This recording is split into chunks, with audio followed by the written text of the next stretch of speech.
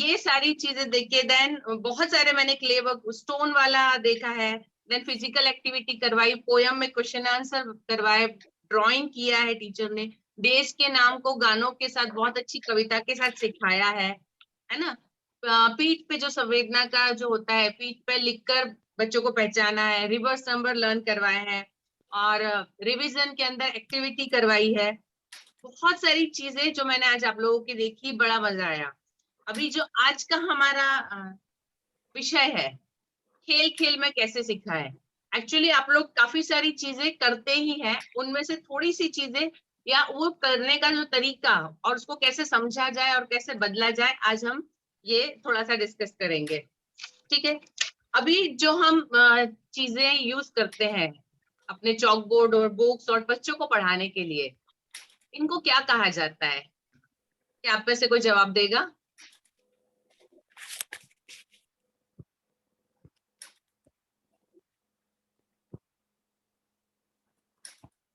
Please कोई भी। TLM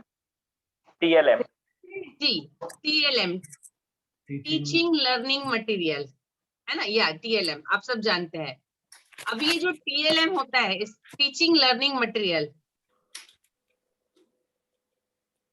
Neeraj ji मुझे प्लीज को होस्ट करिए। जी बिल्कुल। जो टीचिंग लर्निंग मटेरियल है वो क्यों इतना महत्वपूर्ण है क्लास के अंदर?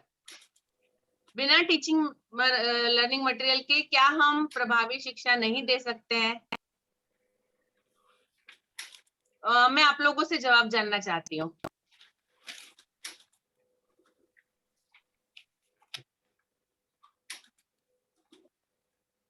ये आपकी स्क्रीन पे आपको दिख रहा होगा।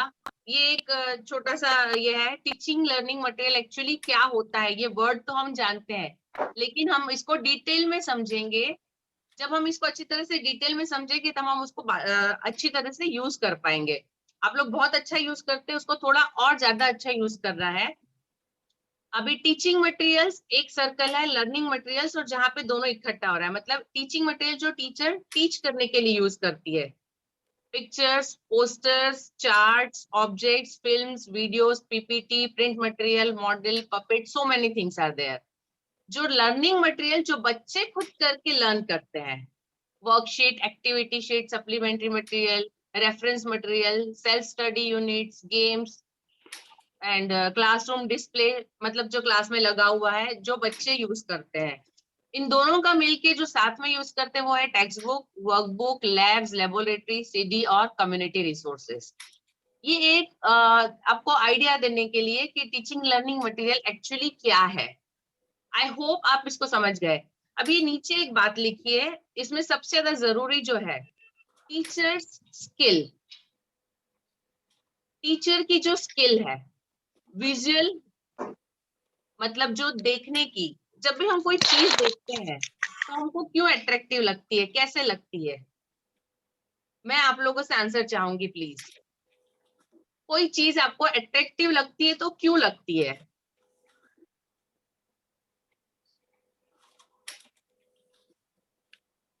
प्लीज मुझे रिप्लाई करिए। आप चाहे तो चैट बॉक्स में लिख के करिए, चाहे तो माइक ऑन करके करिए, लेकिन प्लीज।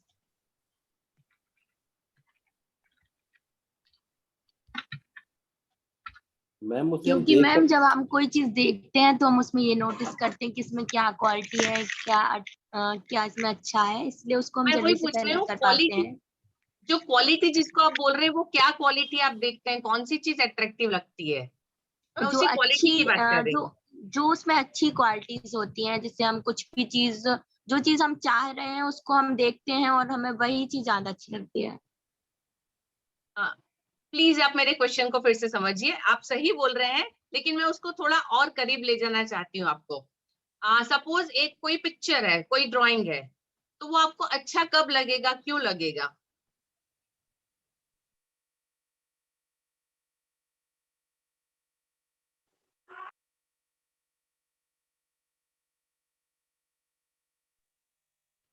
जो मैं बोल सकता हूँ बीच में। हाँ जी प्लीज। जो भी हम TLM या पिक्चर्स को यूज करते हैं उसका बिहाइंड एक ही ऑब्जेक्ट होता है कि इंटेंशन हमारा पूरा हो। जितना वो अट्रैक्टिव हो उतना जिस टॉपिक को हम समझा रहे हो वो हमारा सार गर्भित उस चित्र के द्वारा आसानी से समझा जा सके। दैट जी is Arun main ji, object of this. जी अरुण जी, मेन ऑब्जेक्टिव वही, बिल्कुल सही बताया। अभी जो मैं डिस्कस करना चाहती हूँ वो है कि वो अट्रैक्टिव कोई भी चीज कब लगती है, जब उसका शेप, उसके कलर्स आपकी आंखों को कैच करे। आपकी आंखों को यदि कैच करने वाले, आप सड़क पे निकलते बहुत सारे बोर्ड होते हैं, लेकिन कोई बोर्ड होता है जो आपकी नजर में आता है, बाकी सारी चीजें नहीं आती है। आप कहीं जाते बहुत सारे लोग हैं, वो बहुत सारे लोग अलग अलग तरह के कपड़ों में, अलग अलग तरह के मेकअप में, कोई जो बहुत अच्छे से तैयार हुआ है, बहुत अच्छा ड्रेस पहना है, बहुत अच्छा कलरफुल है, तो वो आपकी आईज कैच करता है। Am I right? प्लीज आप एटलीस्ट अपना हेड नोट करके भी बोले यस, यस। सो सेम वैसे ही जो बच्चे होते हैं, उनका भी जो ग्रास्पिंग होता है, जो कैचिंग होता है, वो कोई स्पेशल शेप या कोई स्पेशल चीज या कोई स्पेशल कलर या कुछ अलग नया हो, रूटीन चीजों से हटके जब कोई चीज आती है, तब वो तुरंत उनका अट्रैक्शन कैच करती है। आप सहमत है? जी। अभी हमको क्या करना है कि हमारा जो टीचिंग लर्निंग मटेरियल है, उसको हम कैसे ज्यादा अट्रैक्टिव और कैची बनाए कि बच्चों की आंखों में तुरंत आए। जब तक बच्चों की आंख में नहीं आएगा तब तक उनके दिमाग में नहीं जाएगा। ठीक है? अच्छा, नीरज जी आप प्लीज स्लाइड शेयर करेंगे। जी अभी बिल्कुल। ये जो बच्चे कैच करते हैं वो किस तरह से करते हैं? एक महानुभाव हो गए हैं, एडगर डेल। एडगर डेल ने एक कोन बनाया है। आई थिंक इससे पहले भाविक जी ने भी आपके साथ ये कोन शेयर किया था। उन्होंने बताया था जो सीखने की हमारी प्रक्रिया होती है बच्चों की, वो किस तरह से होती है, वो किस चीज को कैसे सीखते हैं।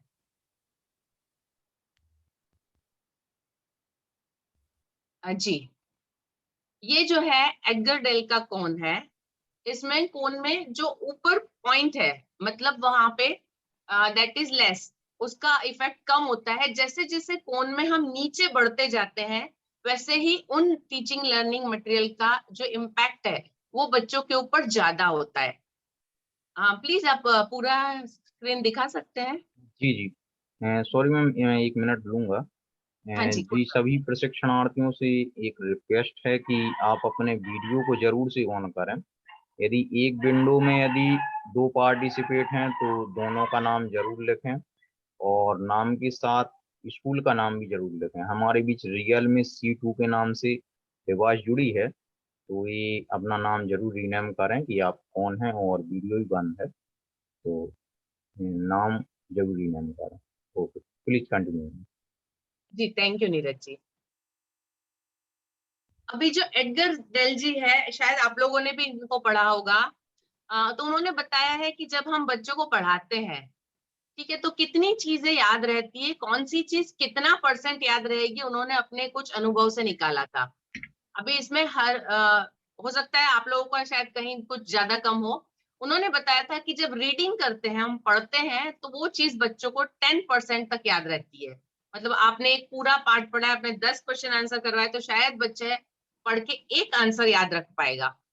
ठीक है, उसके बाद यदि बच्चे ने सुना है उसके साथ में, तो वो शायद 20% याद रखेगा। उसके नीचे है view images and watch video. यदि उसने पिक्चर देखे और पिक्चर के साथ ऑडियो, मतलब वीडियो, ऑडियो वीडियो साथ में देखा है, तो 30% चांसेस है कि वो उसको याद रखेगा। उसके आगे है attend exhibition sites, watch demonstration, तो 50% याद रहेगा। लेकिन जब वो पार्टिसिपेट करता है वर्कशॉप के अंदर, वो कुछ डिजाइन करता है, कोलैबोरेटिव लेसन, मतलब सब साथ मिलके कुछ बनाते हैं, तो 70% जो नॉलेज है उसको, जो मेमोरी में उसको रहेगा। और उसके बाद यदि वो मॉडल बनाता है, कुछ एक्सपीरियंस करता है, डायरेक्ट एक्सपीरियंस होता है, तो वो चीज 90% उसको याद रहेगी। ये एक उनका सोचना था, उन्होंने कहा था। और काफी हद तक एग्जैक्टली हम नहीं बोल सकते कि सिर्फ इतना होगा, क्योंकि हर इंसान की सीखने की जो तरीका होता है या कला होती है वो अलग अलग होती है। ठीक है, तो हमारे जो टीएलएम है, हम जो डिस्कशन करेंगे, हम इस बेस पे चलेंगे। अभी मैं आप लोगों से पूछना चाहूंगी कि फर्स्ट ऑफ ऑल रीडिंग, तो रीडिंग में आपके हिसाब से कौन कौन से टीएलएम आ सकते हैं? Please be active.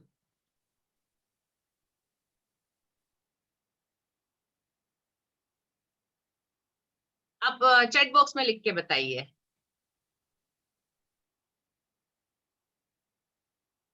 Flash cards, very good. Books जी, Sonali text book, charts, yes charts, books जी, शिवानी जी सही है।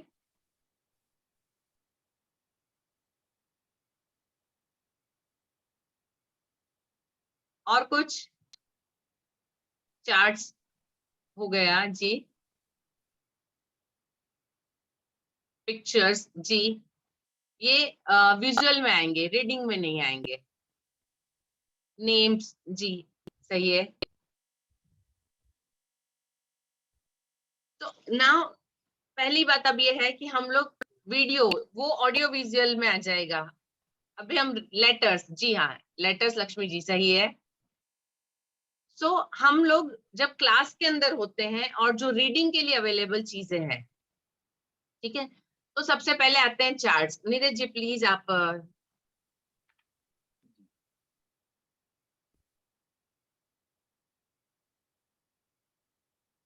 जब हम चार्ट्स बनाते हैं तो हमको क्या ध्यान रखना है? नोट्स जी, शालिनी जी नोट्स। आप ये पिक्चर देख पा रहे हैं सब लोग? कोई मुझे समझाएगा आप इस चित्र को देखकर क्या समझ रहे हैं?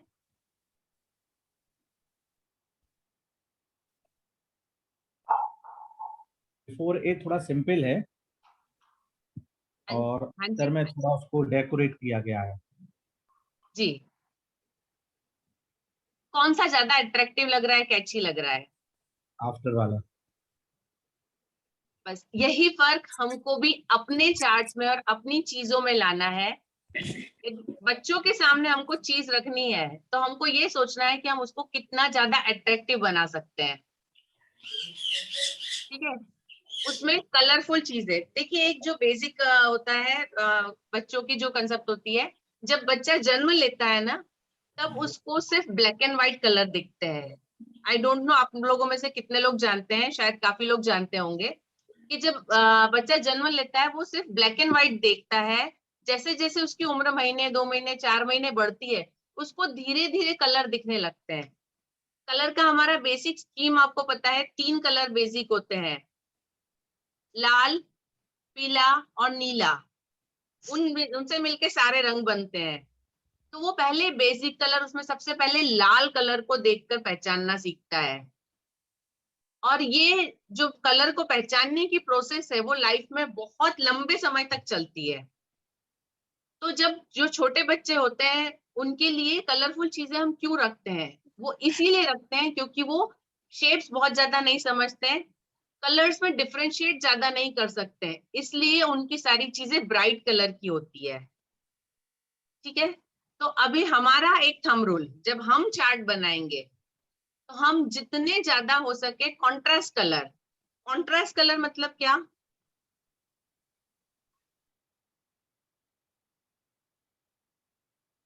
प्लीज चैट बॉक्स में लिख के बताइए कि कॉन्ट्रास्ट कलर का मतलब क्या होता है। उभरा हुआ कलर जो अच्छे आसानी से पहचाना जा सके।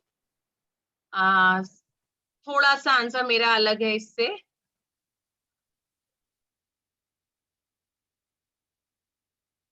कॉन्ट्रास्ट कलर जो होते हैं वो एक दूसरे के विरोधी कलर होते हैं। ये जो 3 कलर हैं ये तीनों कलर अपनी अपनी अलग छवि, मतलब उनका अपना एक अलग वो है। एक जो रेड है वो हॉट कलर है, जो ग्रीन है सॉरी ब्लू है वो कूल कलर है, ठंडा कलर है, और जो येलो है पीला कलर है वो जब ब्लू के साथ मिलता है तो वो ठंडा हो जाता है, ग्रीन कलर बनाता है। और जब वो रेड के साथ मिलता है तो ऑरेंज कलर बनाता है और वो हॉट कलर हो जाता है। तो ये जो कलर व्हील होता है उसमें जब अपोजिट कलर्स चलते हैं, एक के सामने की तरफ जो कलर आता है उसको हम कॉन्ट्रास्ट कलर बोलते हैं, ठीक है। जैसे हम रेड के साथ में ब्लू लेंगे या रेड के साथ में ऑरेंज लेंगे तो वो कॉन्ट्रास्ट कलर होगा क्योंकि वो एक दूसरे से अपोजिट कलर है। कॉन्ट्रास्ट कलर जब दो विरोधी कलर एक साथ आते हैं तो वो आई कैची होते हैं, ठीक है। तो अभी आपके चार्ट से आपके टीएलएम का जो कलर स्कीम होगा वो आपको इस तरह से सिलेक्ट करना है कि वो कॉन्ट्रास्ट कलर हो ताकि वो आई कैचिंग हो। जब सेम कलर यदि थोड़ा सा 19-20 है तो बच्चे उसको कैच नहीं करेंगे। अच्छा, आप लोगों ने क्लास में कभी महसूस किया है, मतलब ये चीज कि कुछ चीजें जो होती है वो बच्चे, सारे बच्चे तुरंत देखते हैं और तुरंत उसकी तरफ ध्यान जाता है, लेकिन कुछ चीजें उसकी तरफ ध्यान नहीं जाता है। कभी आपने इसका कारण सोचा था?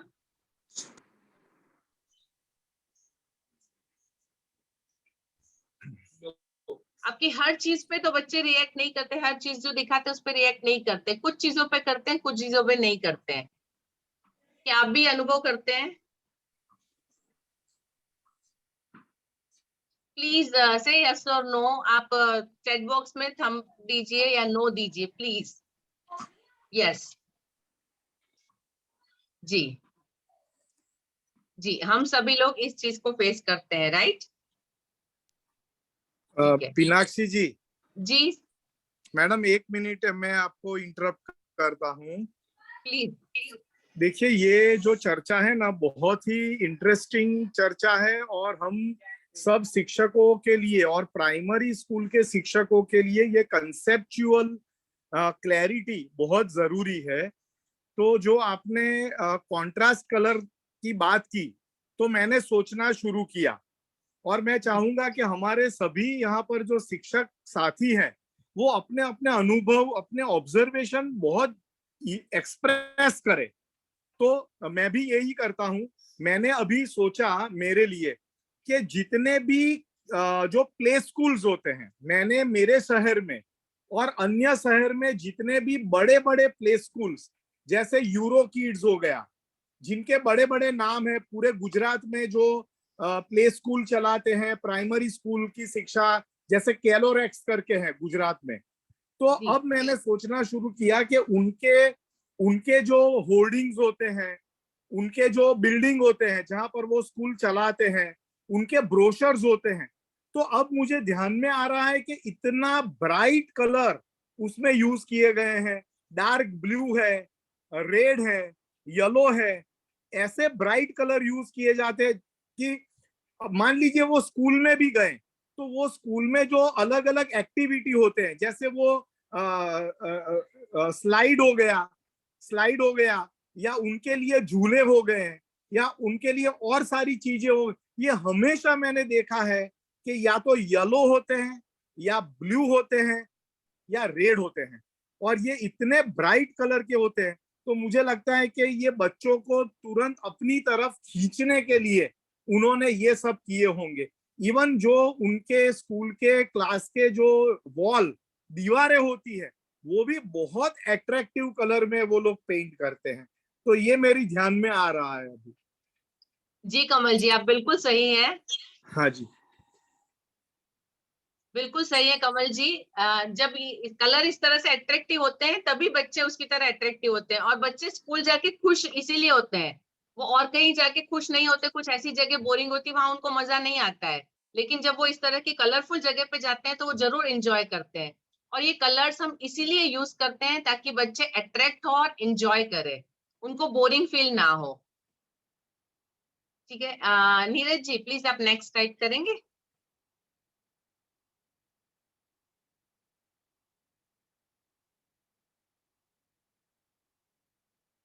अभी आपके स्क्रीन पे बहुत सारे अलग तरह के चार्ट है। हम चार्ट मतलब एक हमारे बेसिकली दिमाग में एक चीज आती है कि एक बड़ा स्क्वायर चार्ट है, या तो उसको हाफ कर लिया, उसमें बॉर्डर बना लिया, उसमें एक हेडिंग डाल दिया और उसमें नीचे पिक्चर्स या information. Am I right? Please से यस और नो।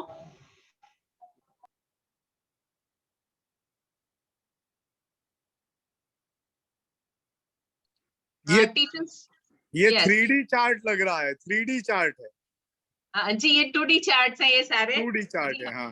हाँ जी, इसमें बलून्स का यूज किया गया है और पेपर्स को फ्लावर शेप में कट किया गया है, और उसमें वॉवेल्स लिखे हैं AEIOU। आपको बच्चे को लर्न करवाने के लिए एक बार उनको चार्ट बोर्ड पे लगा दीजिए, एक बार बता दीजिए कि ये क्या है। कोई भी चीज जब नजर के सामने ज्यादा बार रहती है तो वो दिमाग में, हमारे अनकॉन्शियस माइंड में छप जाती है। आप बहुत सारी चीजें जो रोज देखते हैं तो वो अनकॉन्शियसली आपके दिमाग में रहती है। तो जब हम चार्ट का यूज करेंगे क्लास में इस तरह से, आपका सपोज चैप्टर चल रहा है, आप AEIOU के वर्ड सिखा रहे हैं बच्चों को, तो आप AEIO का इस तरह का एक बड़ा सा चार्ट बना के क्लास में लगा दीजिए, और जिस दिन आप ए वाले वर्ड यूज कर रहे हैं बच्चे को बताइए कि ये ए है और आप इस ए साउंड के वर्ड्स को सीख रहे हैं, ठीक है। तो बच्चे हर रोज जब भी उसको देखेंगे उनको याद आएगा कि हम ए साउंड के वर्ड सीख रहे हैं। जब वो खत्म हो जाते हैं तब ई साउंड पर बताइए कि अब हम ई साउंड कर रहे हैं। तो ये चीज जो है आपके नहीं रहने पर भी बच्चों पे असर करेगी। हम जब तक बच्चों के सामने होते हैं तब तक तो हमारा असर रहता है, लेकिन हमारे हटने के बाद यदि हमको अपना असर दिखाना है तो हम क्या करेंगे, तो विल डू दिस। हम क्लास के अंदर हम क्लास को अट्रैक्टिव बनाएंगे, क्लास को वो चीजें हम रखेंगे जो हम बच्चों को दिखाना चाहते हैं, हम चाहते हैं कि बच्चों के नजर के सामने आए, वो चीजें हम रखेंगे। इसमें आप यहाँ देख सकते हैं, पहले में छोटे छोटे से स्क्वायर रेक्टेंगल कट किए हैं, उसके ऊपर एक्चुअली संडे मंडे लिखे हुए हैं, और इसी तरह से क्लॉक जो है उसको फ्लावर में बनाया है। 1 2 3 लीफ के साथ नंबर्स के अकॉर्डिंगली पिक्चर्स लगाए गए हैं। ये बलून से ट्री बनाया हुआ है। सो ये जो नेक्स्ट ट्री है उसमें सीजन्स बताए हैं, और जो नंबर्स दीवार पे लगे हुए हैं उसके अंदर उसके tables, table chart I think आप समझते होंगे, जैसे 2 1 2 2 2 4, तो 2 4 6 8 जो लाइन से होते हैं, जो टेबल चार्ट होता है वो सारे नंबर्स उस 2 के अंदर, 3 के अंदर, 4 के अंदर लिखे हैं।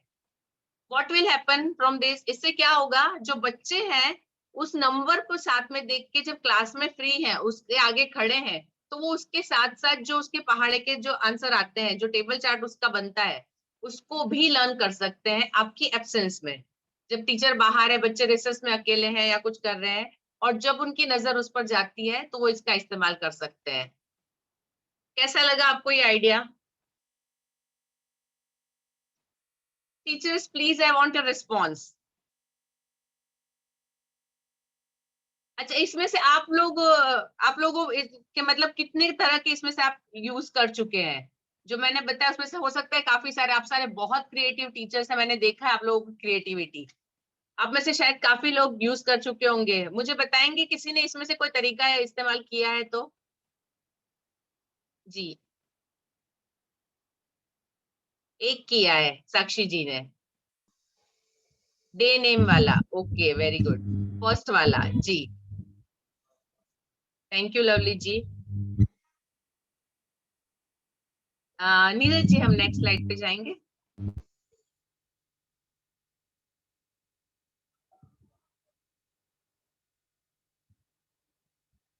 इसमें डेज है, डेज के साथ बर्ड्स बनाए हैं, ठीक है, डेज ऑफ वीक के साथ बर्ड्स बनाए हैं। दिलीप जी, TLM का उपयोग हम कम करते हैं एक्चुअली। प्रॉब्लम ये है हमारी, मैं आपसे सहमत हूँ, हमारी प्रॉब्लम ये है टीचर्स की कि हमारे पास कोर्स ज्यादा होता है, टीचर्स के पास टाइम कम होता है, लेकिन उसके लिए हमारे पास ऑप्शन है। हम क्या कर सकते हैं, ये जो एक TLM, यदि एक टीचर एक क्लास में एक टॉपिक पे बना रही है, दूसरी टीचर दूसरे क्लास में दूसरे टॉपिक पे बना ले, और इनको एक हफ्ता एक क्लास में एक TLM रहा, फिर वो एक हफ्ते बाद दूसरी क्लास से बदल दिया जाए, उस क्लास का जो था वो इस क्लास में ले आए, तो क्या होगा, इससे बच्चों को भी नयापन मिलेगा और सारे टीचर को सभी TLM बनाने की जरूरत नहीं है। टीचर्स, मैं सही हूँ? जी मैम, ऐसा बिल्कुल सही रहेगा। ये ज्यादा सही रहेगा, क्योंकि हम जी। जब एक दूसरे का यूज करेंगे तो नयापन मिलेगा, क्योंकि एक ही व्यक्ति हर बार एक चीज बनाएगा तो उसमें कोई एक रूपता आती है। जैसे मेरा यदि शौक है, मुझे कोई पर्टिकुलर कलर पसंद है या पर्टिकुलर स्टाइल करती हूँ जी, तो मैं हर बार वही करूंगी, लेकिन कोई दूसरा उसको करेगा तो वो उसको अलग तरीके से करेगा। तो TLM हम बनाना हमारे लिए इम्पोर्टेंट है, और उसको यूज करना किसने बनाया है इससे ज्यादा फर्क नहीं पड़ता, इसलिए हम एक दूसरे के सहयोग से हर क्लास में बहुत सारी चीजें दे सकते हैं। राइट, प्लीज नेक्स्ट करेंगे।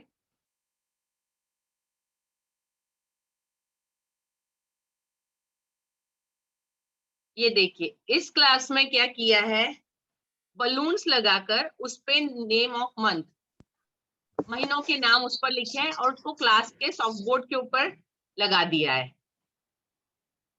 कलर्स अट्रैक्टिव है, वो 3D है, उभर के आते हैं, आई कैची होंगे और ये चेंज हो सकते हैं, इसलिए बच्चों की नजर तुरंत जाएगी। M I right? आपको भी ये आई कैची लग रहा है कि नहीं?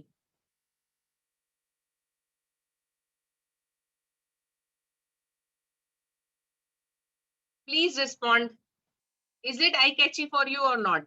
मतलब आंखें खींचता है कि नहीं? जी, यदि हमारी आंखें खींच सकता है तो बच्चों की जरूर खींचेगा। नीरज जी प्लीज नेक्स्ट करेंगे।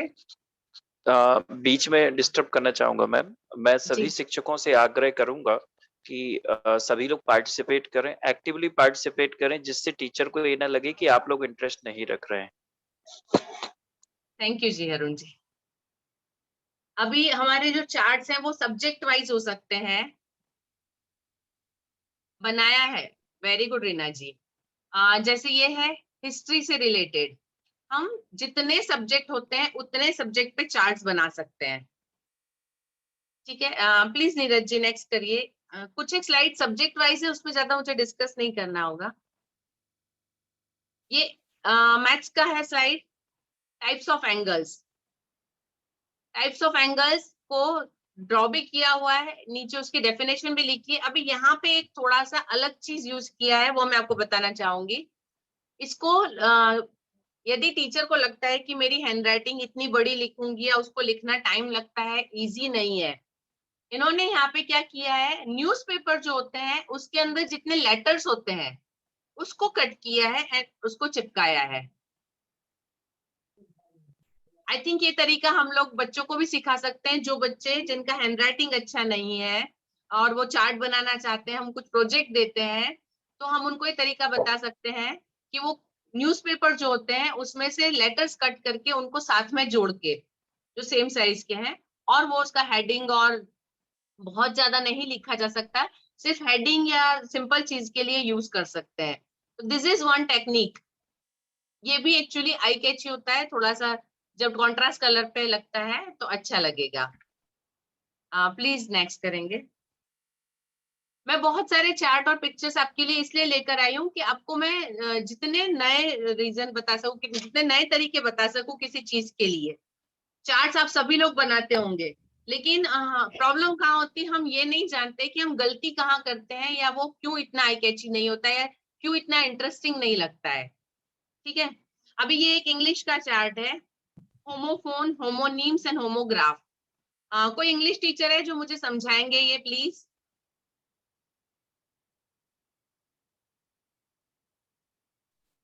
कोई भी टीचर जो इंग्लिश पढ़ाते हैं, प्लीज क्या आप बता सकते हैं ये क्या है?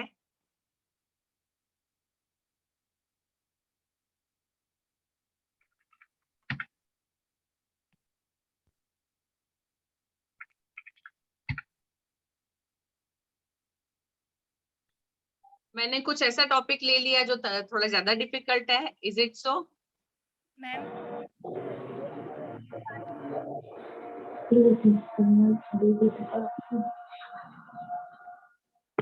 ठीक है, मैं आपको बताती हूँ, हम सबने ये चीज पढ़ी होगी, आप सबने सीखा होगा, लेकिन अभी आपको याद नहीं है।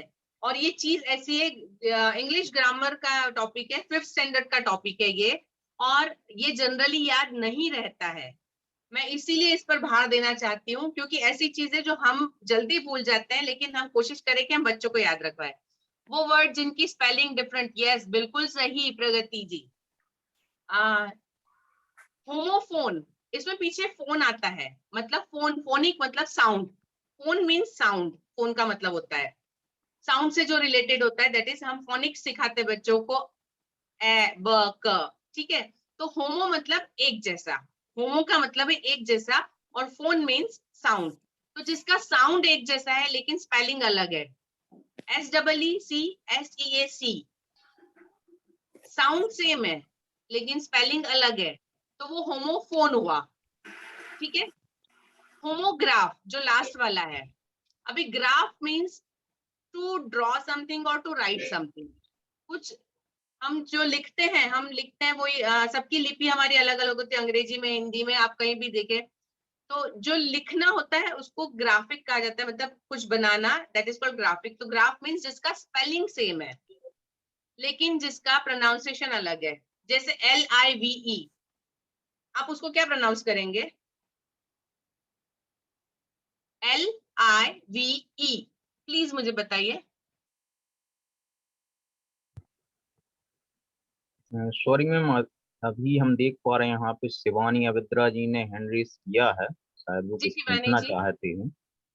हाँ शिवानी जी, आप अनम्यूट करें, अपनी बात रखें।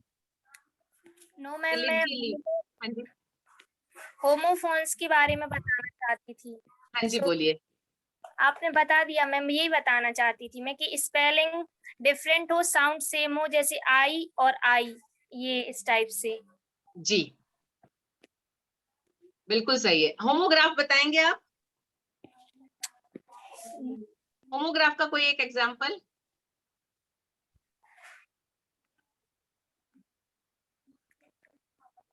नो मैम, मुझे याद नहीं आ रहा एक्चुअली। कोई बात नहीं। जो मैंने पूछा LIVE, दिलीप जी ने कहा लीव। जब हम क्रिकेट मैच देखते हैं, अभी तो शुरू हो गया है, ऊपर भी LIVE आता है, हम उसको क्या बोलते हैं? लाइव। लाइव। जी हाँ, एक ही स्पेलिंग है लेकिन उसके दो प्रोनाउंसिएशन है। लीव एंड लाइव दोनों का स्पेलिंग एक है लेकिन pronunciation difference, meaning different. So this is called homograph. ठीक है। और homonyms, a group of words that shares the same sound and same writing, जिसमें साउंड भी सेम है, राइटिंग भी सेम है, बोलेंगे भी सही लेकिन उसके मतलब अलग होंगे। एग्जाम्पल है बैंक, BANK बैंक। एक बैंक होती है जिसमें हम पैसे जमा करते हैं।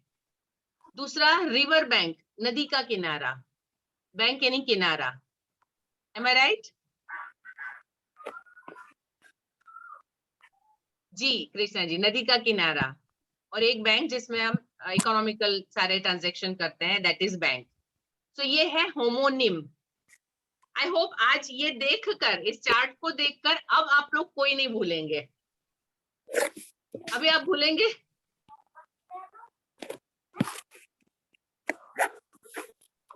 प्लीज चैट बॉक्स में लिखते रहिए।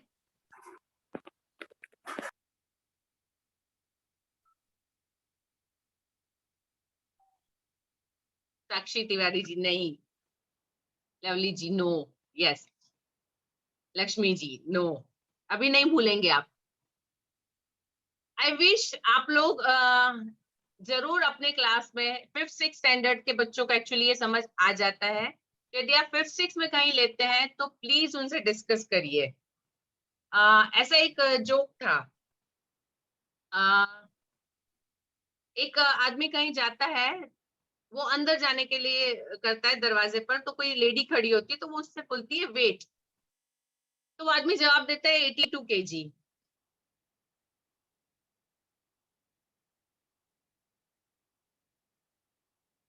उस लेडी ने WAIT वेट कहा था, नॉट WEIGHT।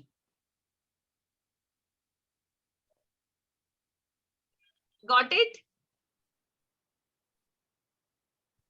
ठीक है, चलिए नीरज जी हम नेक्स्ट स्लाइड पे चलेंगे।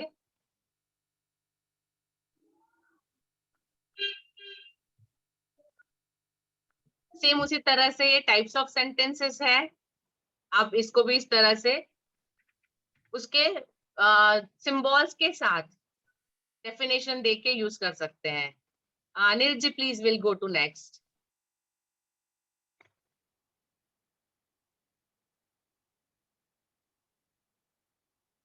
Question words, question word please उसको थोड़ा सा ऊपर करिए। जी, अभी यहाँ पे वेयर, वेयर का आंसर क्या होगा?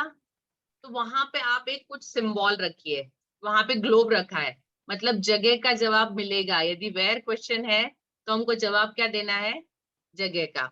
जब भी आप चार्ट बनाते हैं तो कुछ ऐसे ट्रिकी सिंबल्स, कुछ ऐसे सिंबल्स यूज करिए विच विल बी गिविंग, मतलब जिससे कुछ सेंस निकलता है, जिससे कुछ मतलब निकलता है। आप जब ऐसे सिंबल्स यूज करते हैं तो वो यूजफुल होता है। आप देखिए इसके अंदर बहुत कम शब्द है, सिर्फ जो 6 शब्द बताने हैं उन 6 शब्दों का इस्तेमाल किया है, और ऊपर हेडिंग। उसके बाद उसके जो जवाब है उसके लिए चित्र दिए हैं। व्हेन तो घड़ी बताई है, मतलब समय, बच्चों को याद रहेगा कि हमको समय बताना है।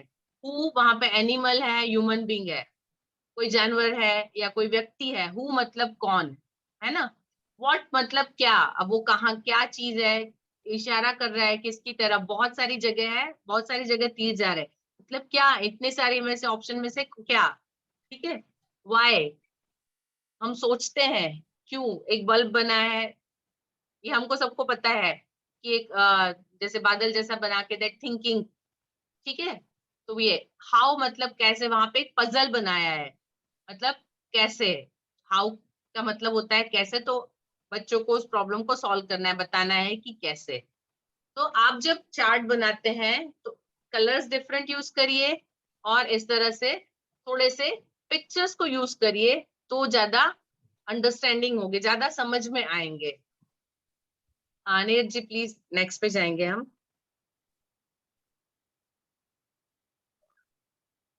ये संस्कृत के चार्ट है।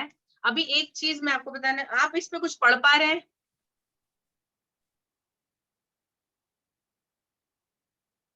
आपको ये चार्ट कैसा लग रहा है? Teachers Prakrit please reply. Prakrit Apabhramsha थोड़ी परेशानी हो रही है? नहीं, अपभ्रंश भाषा हो रही है? बहुत सारे कलर मिक्स हो गए हैं और एक ही सेंटेंस में कई रंगों का उपयोग हुआ है, इस कारण से थोड़ा सा हौच पौच वाली स्थिति हो रहा है। जी, अभी एक और इसकी वजह मैं आपको बताऊं, क्योंकि ये यदि सेम चार्ट सेम चीज है, यदि व्हाइट या येलो पे लिखी होती तो शायद आपको इतनी तकलीफ नहीं होती। नीरज जी जूम करने की जरूरत नहीं है, जी मुझे जी क्या लिखा है उस पर डिस्कस नहीं करना है, मुझे यही डिस्कस करना है कि क्या नहीं करना है हमको। क्योंकि ये पिंक कलर है चार्ट का, उस पर कितने भी कलर यूज कीजिए, इफेक्ट आपको समझ में आ गया। मैं यही दिखाना चाहती थी। तो आप जब भी बनाते हैं तो पूरा पिंक कलर का बैकग्राउंड का चार्ट चार्ट बनाने के लिए प्लीज कभी मत यूज करिए। पिंक चार्ट कहीं थोड़ा टुकड़ा लगाना है, बहुत सारे कलर के साथ लेना है, देन इट इज फाइन, अच्छा लगेगा। लेकिन जब सिर्फ पिंक कलर के चार्ट पे आप कितने भी अलग रंग ले लें, लेकिन वो उसको क्लमजी मतलब ऐसा कर देता है कि आप उसको रीड नहीं कर पाते हैं। आई होप आप लोगों को बात समझ में आई होगी। अग्री? ये इतना आई कैची नहीं लग रहा है ना। प्लीज चैट बॉक्स में लिखते रहिए ताकि मुझे समझ में आए।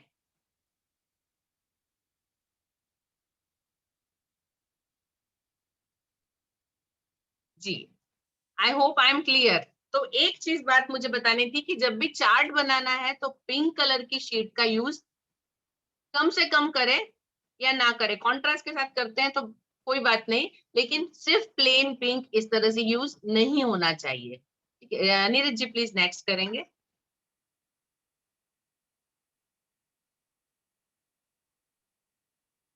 अब ये एक आपका टास्क हो सकता है क्लास के अंदर। आपको यदि बच्चों को कंट्रोल में रखना है अपने क्लास के, और उनको जैसे आज किसी ने शेयर किया था कि कुछ बच्चे हैं जो नहीं बोलते हैं, अकेले रहते हैं, अकेले घूमते हैं, तो उनके लिए आपने अकेले जाके उनका वीडियो बनाया था। Am I right? I think Deepti ji ने बनाया था। Deepti ji am I right? आपने लिखा था ये बच्चे अकेले अकेले बोलते हैं, सबके साथ नहीं बोलते, इसलिए उनका अकेले जाके वीडियो बनाया। जाहिदा जी ने हैंड रेस किया है, कुछ कहना चाहते हैं?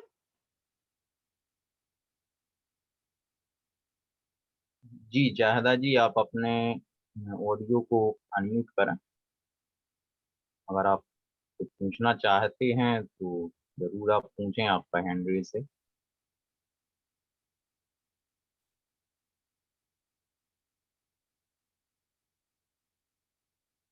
ऑडियो बंद है आप।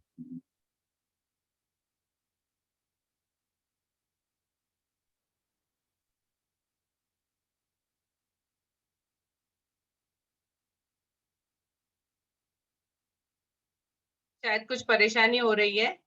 ठीक है, आप जब भी अनम्यूट हो जाए प्लीज आप बताइए आप क्या कहना चाहते हैं, हम तब तक आगे चलते हैं। ठीक है। तो अभी हम ये कर सकते हैं, ये हम एक दिन टास्क हो सकता है आपके क्लास के अंदर। हमको ये करना है कि हर एक बच्चा जी दिलीप जी, बाय मिस्टेक हुआ लगता है मुझे। ओके जी। हर एक बच्चा जो होता है वो हर चीज नहीं कर पाता है, और हमको वहीं पे काम करना है कि जो बच्चे जो चीज नहीं कर पाते हैं उनको हम कैसे एनकरेज करें। तो एक हम क्लास के अंदर ड्यूटी लगा सकते हैं, एक मॉनिटर बना सकते हैं, एक बोर्ड क्लीनर बना सकते हैं कि बोर्ड का ध्यान उनको रखना है, उसको साफ करना है, उसको चौक से भी कुछ सजाना है, कुछ करना है। ठीक है। देन क्लास डिसिप्लिन किसी को देखना है, लंच बॉक्सेस डिस्ट्रीब्यूशन मतलब रिसेस के टाइम की किसी की ड्यूटी है। तो आप जब ऐसा एक चार्ट बनाकर अपने क्लास में लगाइए और वहां पर साइड में जो पिन लगाइए उसमें बच्चों के नाम लिखे हैं। ठीक है। तो आप इस तरह से बच्चों के नाम वहां पे लगाइए, और आपकी कन्वीनियंस के हिसाब से 2 दिन या 1 हफ्ता या 3 दिन, हफ्ते में 2 बार, इस तरह से कुछ आप चेंज कर दिए ड्यूटी बच्चों की, ताकि ये रोटेशन में चले। एक तो चीज होती है कि जब बच्चे का नाम चार्ट पे आता है सामने 3 दिन 4 दिन तक यदि दिखता रहेगा तो उसको एक जिम्मेदारी आती है। जिम्मेदारी का जब एहसास, जब किसी को नाम लेके कोई काम दिया जाता है तो वो बहुत बच्चे खुश होके जिम्मेदारी से करते हैं। तो ये चीज जब हम करेंगे तो बच्चे बहुत खुश होके काम करेंगे कि ये ड्यूटी मेरी है। एवरी टाइम टीचर क्लास में सहती नहीं कि बच्चा जिसको बोर्ड क्लीनिंग की ड्यूटी दी है वो डस्टर लेके शुरू हो जाएगा, जिसको डिसिप्लिन की ड्यूटी दी है वो सामने आके खड़ा हो जाएगा और किसी को हिलने नहीं देगा। आपकी क्लास में ऐसा होता होगा, किसी को मॉनिटर, आप किसी कहीं 5 मिनट किसी काम के लिए गए तो आप किसी बच्चे को खड़ा करके चाहिए कि मैं 5 मिनट में ये बुक लेके आती हूँ, आप बच्चों को संभालना। फिर आप उसके तेवर देखिए, आप बाहर खड़े होके, आपने देखा है कभी? प्लीज आपका यदि कोई ऐसा इंसिडेंस है, यदि आपको कुछ शेयर करने ऐसा लगता है तो प्लीज मुझे बताएंगे।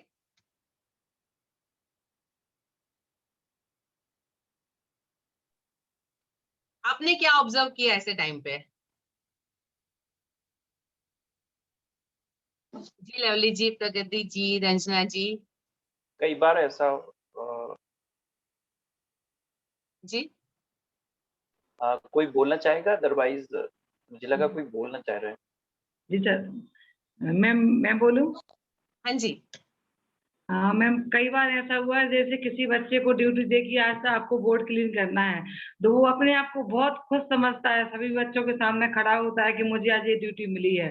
तो और बच्चे जो मैं ऊधम करते हैं या शैतानी, वो साइलेंट सेट हो जाते हैं कि हो सकता है हमें भी ये ड्यूटी मिल जाए जी या कुछ। एक कहावत होती है कि यदि चोर को हम थाना सौंप दे तो चोरी नहीं होगी, है ना? अब मैं चोर बोल को सकता हूँ? चौकीदारी दे दीजिए तो चोरी नहीं होगी। तो जो क्लास में बच्चा सबसे ज्यादा मस्ती करता है आप उसको किसी ड्यूटी में इन्वॉल्व कर दीजिए, आपकी आधी टेंशन वैसे ही खत्म, बच्चा ड्यूटी में बिजी रहेगा। 2 हैंड रेज हुए हैं। अरुण जी आप भी कुछ कह रहे थे? मैम सच मैं ये कहना चाह रहा था, मैं 7th to 8th क्लास में 2 केवल क्लासेस लेने जाता हूँ, वो भी इसलिए कि बच्चों से केवल डिस्कस कर सकूं, उनकी प्रॉब्लम को समझ सकूं, अदर सब्जेक्ट पे कमांड रख सकूं और उनकी जो प्रॉब्लम्स है उनको आइडेंटिफाई करके उनको सॉल्यूशन दे सकूं। कई बार ऐसा होता है, बहुत बच्चे ऐसे होते हैं जो पढ़ाई पे कम अन्य चीजों पे ज्यादा ध्यान रखते हैं, तो कॉपी का कलेक्शन, कॉपी का जैसे चेक करना है नोटबुक का, तो उनका कलेक्शन, उनका रिकॉर्ड रखना और प्रोजेक्ट इत्यादि का रिकॉर्ड रखना, बच्चों से उनकी रिपोर्टिंग लेना, वो सब बच्चों से करवाता हूँ। और मुझे कभी भी रिकॉर्ड बनाना नहीं पड़ा, मेरा रिकॉर्ड वहां से बन के आ जाता है क्लास से। क्या बात है। तो इससे फायदा ये होता है कि वो बच्चे इन्वॉल्व, हर मंथ जब ये काम होता है या 2 महीने में ड्यूटी बदलता हूँ, तो ज्यादातर उन बच्चों को देता हूँ जो बच्चे ज्यादा मस्ती करते हैं, और ये बिल्कुल प्रैक्टिकली इसका रिजल्ट है कि वो बच्चे बहुत ही ध्यान से काम करके देते हैं और उनको संभालना नहीं पड़ता और वो दूसरे बच्चों की लाएं उससे पहले वो खुद करके अपना जमा करते हैं, तो उनको कहना ही नहीं पड़ता, वो अपना काम करके दे देते हैं इस चक्कर। बस इतना ही कहना।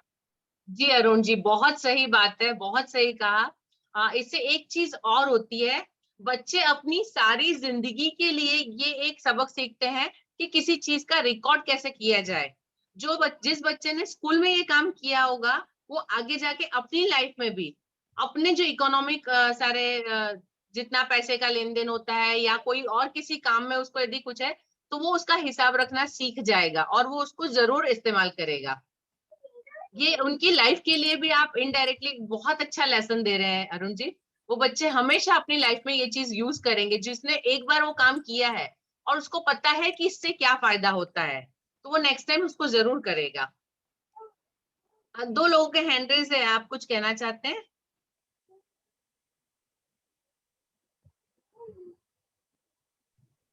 मैं बोलूं मैम?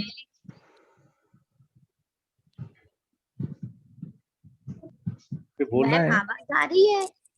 हाँ जी, आ रही है। तो मैम मैं अक्सर जब भी हम लोग ना एक क्लास को छोड़ के दूसरी क्लास में जाते हैं, तो वैसे 1 या 2 मिनट ऐसे हो जाते हैं कि टीचर जब तक पहुंचता है तो बच्चे अपनी जगह से इधर उधर हो जाते हैं। तो मैं अक्सर क्या करती हूँ कि जो बच्चे बिल्कुल शांत बैठे हैं, यानी कि ना मतलब इंटेलिजेंट हैं लेकिन वो शांत रहते हैं, और कुछ बच्चे ऐसे रहते हैं जो शोर करते हैं और पढ़ते भी हैं, तो दोनों में से एक बच्चे से बोल देती हूँ कि आप जो भी बच्चे शोर करें तो उनके नाम नोट कर लेना, और फिर मैं या अगला टीचर आएगा उसको बता देना। तो वो बच्चे उनको शांत भी करते हैं, बाहर भी नहीं जाने देते, और बाद में जो टीचर आता है उसको बताते भी हैं। साथ में जो बुक्स वगैरह का रिकॉर्ड रखना पड़ता है या फिर एग्जाम का जो भी कुछ काम होता है, वो भी हम बच्चों से बोल देते हैं कि आप लिस्टिंग कर लो, तो वो इतने अच्छे से करते हैं। जैसे हम लोग यदि बच्चों से पूछें तो वो इतने अच्छे से डिटेल ना दें, यदि हम लोग तो फिर भी थोड़ा छोड़ देंगे कि अगर हमें 7 चैप्टर तक चाहिए तो यदि 6 तक है तो हम टिक कर लेंगे कि हाँ चल जाएगा, लेकिन वो बच्चे इतना परफेक्ट करते हैं कि यदि 7 का कुछ क्वेश्चन भी छूटा है तो वो टिक नहीं करेंगे, बोलेंगे पहले कंप्लीट करो, हमें दिखाओ, और उसके बाद वो टिक करते हैं।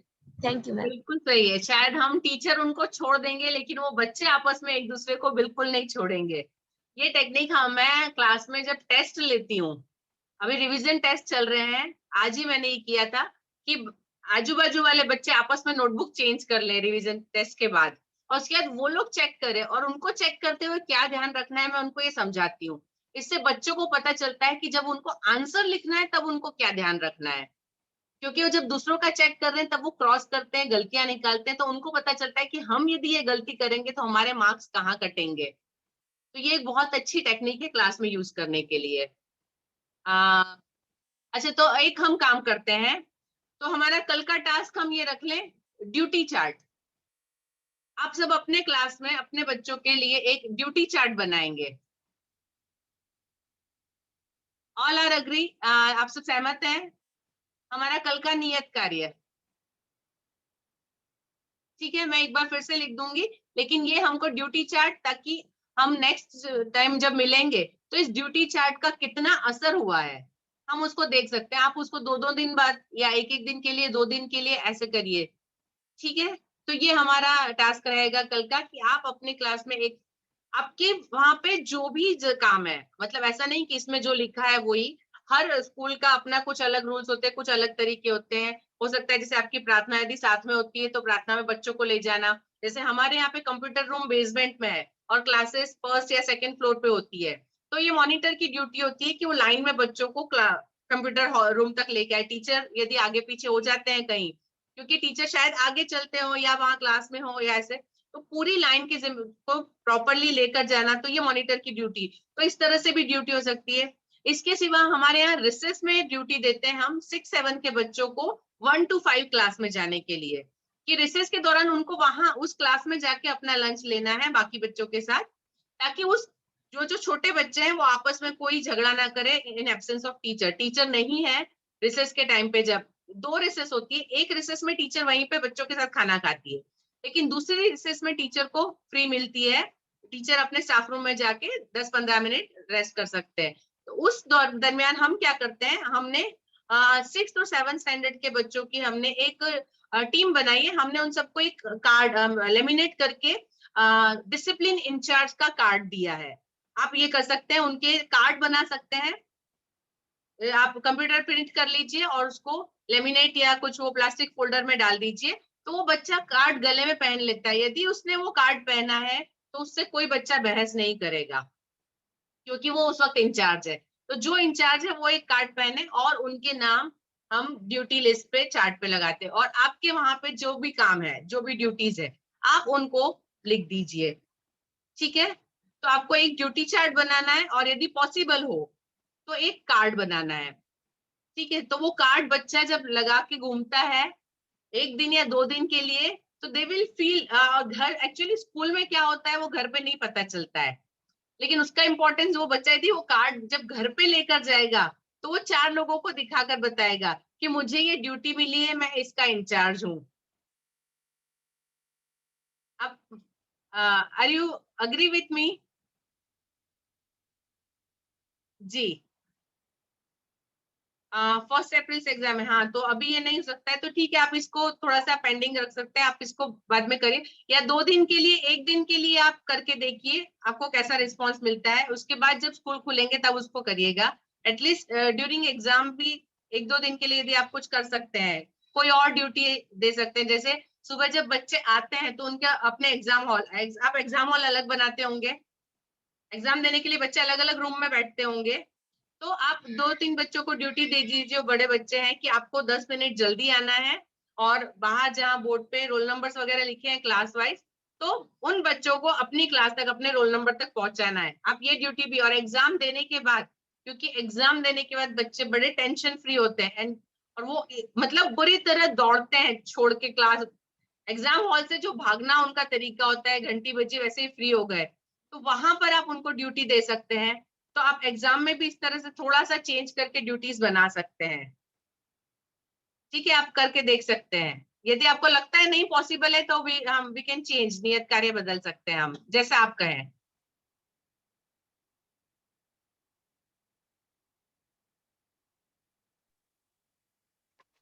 मैम, ये जो ड्यूटी जी, चार्ट है स्वयं पे इम्प्लीमेंट भी तो किया जा सकता है अगर बच्चे नहीं हैं तो। सही बात है अरुण जी। टीचर्स को भी मान लीजिए टीचर्स में ही आपस में अगर ड्यूटी डिवाइडेशन होता है, उस ड्यूरेशन में जब बच्चे नहीं हैं और स्कूल में हैं, तब भी तो किया जा सकता है ना।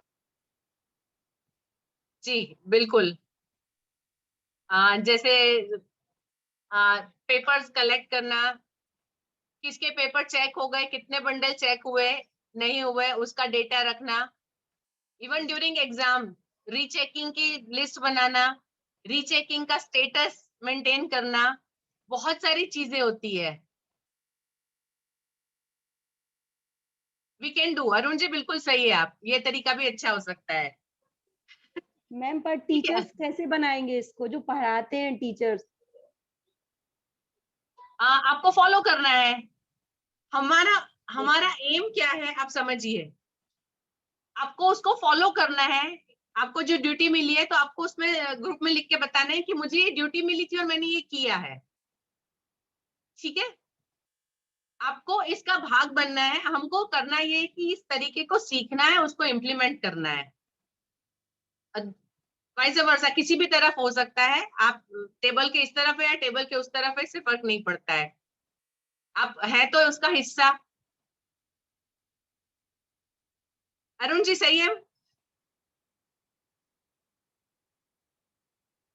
Okay, Neeraj ji please next करेंगे। अभी ये भी कुछ चीजें जो बच्चों के साथ हो सकती है, ये एक बहुत अच्छा तरीका है बच्चों को डिसिप्लिन में लाने का। आवर क्लास प्रॉमिस, बच्चों को ये एक, बच्चों से पूछ के कि हम अपनी क्लास के लिए क्या प्रॉमिस करेंगे। हम शोर नहीं करेंगे, हम क्लास साफ रखेंगे, हम एक दूसरे से लड़ाई नहीं करेंगे, अग्रीमेंट्स, जी कृष्णा जी, अग्रीमेंट्स होते हैं ये करके। और उसके बाद आप बहुत सारे हाथ के निशान देख रहे हैं, जितने बच्चे क्लास में हैं जो इसको अग्री कर रहे हैं, उनके हाथ के निशान उसके नाम के साथ आप उस क्लास प्रॉमिस के साथ लगा सकते हैं। बच्चे ने जब, यदि उसमें से कोई बच्चा कभी कुछ मस्ती करता है या कहीं कोई प्रॉमिस तोड़ता है, तो आप उसको बता सकते हैं कि ये आपका प्रॉमिस है और हमारे पास आपका ये हैंडप्रिंट है जो इसका सबूत है, 2019 में किया था बच्चों ने। ओके, वेरी नाइस, बहुत अच्छी बात है। तो ये हमारे लिए क्लास के लिए एक बहुत अच्छी चीज हो सकती है। अभी बच्चे जा रहे हैं तो आप इसको पेंडिंग रख सकते हैं, बाद में जब बच्चे स्कूल खुलेगा तब आप इसको यूज कर सकते हैं। ठीक है, Neeraj ji please next.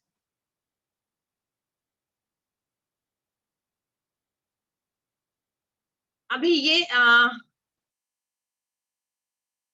Can you see this, उल्टा दिख रहा है सीधा दिख रहा है आपको?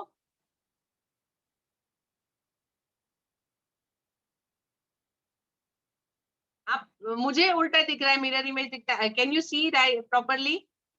सीधा दिख रहा है, उल्टा दिख रहा है? Otherwise I will put back camera. सीधा दिख सीधा रहा दिख है। रहा। सीधा है, okay.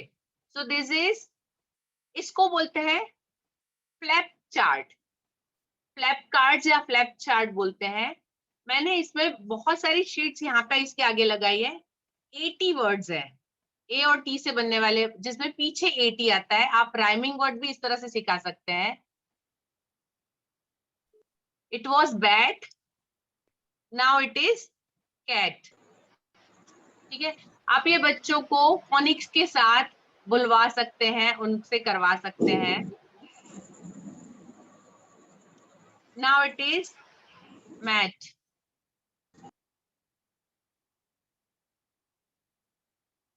Now it is pat, rat और सेट। ठीक है, अभी ये एक ऐसा TLM है जिसको आपको हाथ में लेने की जरूरत नहीं है, आपको सिर्फ बना के बच्चे के हाथ में दे देना है और आपको सिर्फ सुनना है। और क्योंकि उस बच्चे के देखिए आंखों के साथ साथ उसके हाथ भी उसमें इन्वॉल्व होंगे, उसको पढ़ना है, उसको बोलना है, वो सुनेगा आपकी बात, वो बोलेगा, तो बहुत सारी इंद्रियां जब एक साथ काम करेगी तो बच्चा उसको अच्छे से सीखेगा। ये तो एक एग्जाम्पल है। इसके आप किसी में भी आपके जो भी टॉपिक्स है उससे रिलेटेड कुछ भी आप जो पॉसिबल हो सकता है फ्लैप चार्ट में बना सकते हैं। जैसे एक फ्लैप चार्ट का नमूना यहाँ पे मैंने दिया है। ये आई थिंक फर्स्ट सेकंड के बच्चों के लिए, जिनके लिए स्पेलिंग्स हम लर्न करवा रहे हैं। पिक्चर और स्पेलिंग हम दोनों साथ में दे देते हैं तो बच्चे, हमको उसको छुपाना, उनसे पूछना मुश्किल होता है। तो ये जो फ्लैप कार्ड है वो हमको बहुत यूजफुल हो सकते हैं। ऊपर पिक्चर है, आप बच्चे से बोलिए, स्पेलिंग पूछिए और उसके बाद बच्चे को बोलिए अब इसको ओपन करके चेक करिए कि आपका स्पेलिंग सही है या गलत है। आप में से किसी ने ये फ्लैप कार्ड यूज किया है?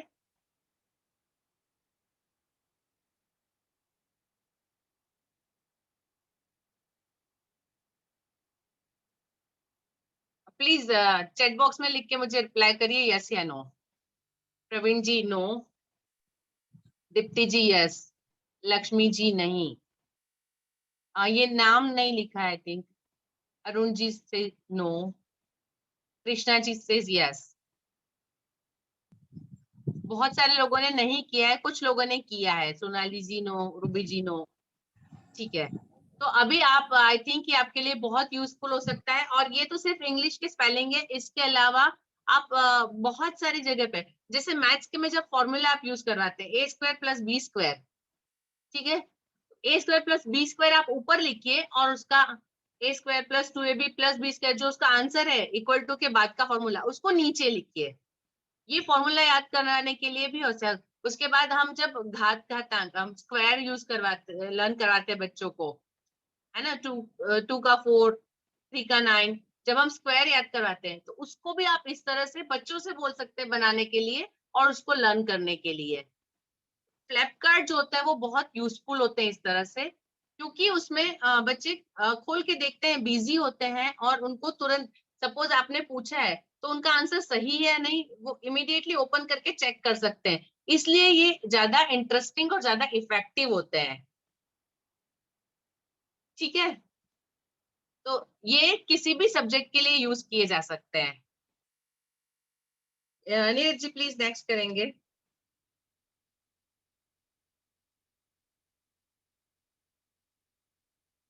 Now flap card for maths. आप में से मुझे कोई समझा सकता है ये क्या है, कैसे है?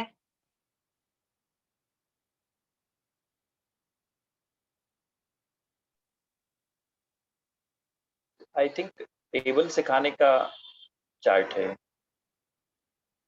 मैथ्स में एडिशन सब्ट्रैक्शन हम बिफोर आफ्टर नंबर, और हम जब टेंस में यूज गिनते हैं, टेंस में गिनती सिखाते हैं बच्चों को, 10 स्किप करना, लाइक 4 देन 14 देन 24 देन 34, जो 10 स्किप करना या नंबर स्किपिंग, और before after number, this can be taught by this. ये जो हमने एक जो छोटा सा ब्लू कलर का बनाया हुआ है, उसको आपको अलग रखना है, आप उसको कहीं पे भी रखिए। 1 से 100 का पूरा चार्ट है, और ये जो मूविंग है आप इसको कहीं पे भी मूव करिए, किसी भी नंबर के आगे रखेंगे, एक उसके आगे का, एक उसके पीछे का। छोटे क्लास में हम बिफोर आफ्टर नंबर पूछ सकते हैं कि 24 से पहले क्या आता है, बच्चे आंसर देते हैं, उसके बाद उसको -1 हटा के देखने दीजिए। इससे बहुत सारी चीजें एक साथ बच्चे कर सकते हैं। -1 करना है और +1 करना है तो हमको बिफोर और आफ्टर मिलेगा, उनको ये कंसेप्ट मिलती है। प्लस ये जो 1 से 100 का टेबल होता है वो सारे बच्चों के दिमाग में होता है। तो 24 के ऊपर 14 आता है और 24 के नीचे 34 आता है, मतलब -10 करेंगे तो 14 आएगा, +10 करेंगे तो 34 आएगा। तो हम 10 स्किप काउंटिंग, आप इसमें बता सकते हैं, ऊपर 4 है देन -10 मतलब 14, मतलब वो जो उसको हम हटाएंगे उसका नेक्स्ट 14 है, देन उसका नेक्स्ट 24 है। तो ये स्किप काउंटिंग आप उनको सिखा सकते हैं। कैसा लगा आपको आइडिया?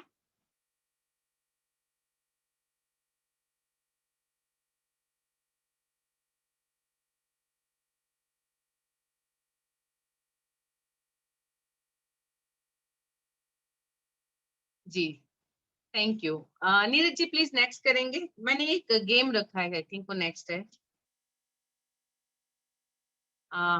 ठीक है, ये भी इसी तरह से ये जैसे हम चार्ट्स में ऊपर से रखते हैं, जैसे मैंने आपको इसे बताया, I was just changing this. यहाँ पे ये सी और टी, इस तरह से ये सारे अल्फाबेट्स अलग होते हैं, पिक्चर है और वहां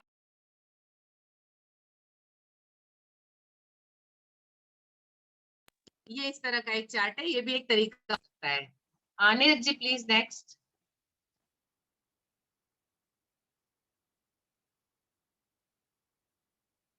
ये लर्निंग बाय डूइंग वाला चार्ट है। जैसे आज उन्होंने किया था, रूबी जी ने बच्चों को इस तरह से नंबर्स, ये लेटर्स रख के स्पेलिंग बनवाए थे। हम ये केजी सेक्शन में यूज कर सकते।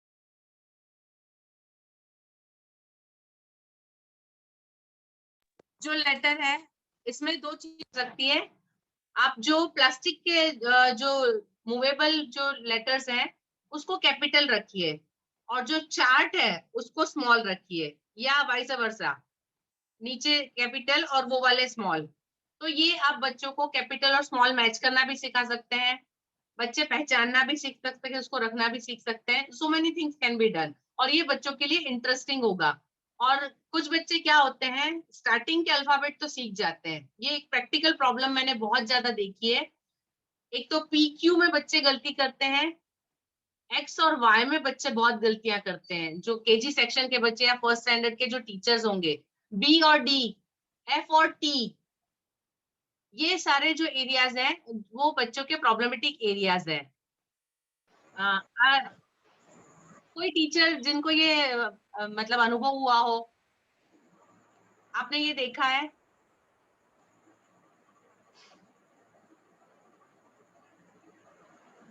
अनुराधा जी यस,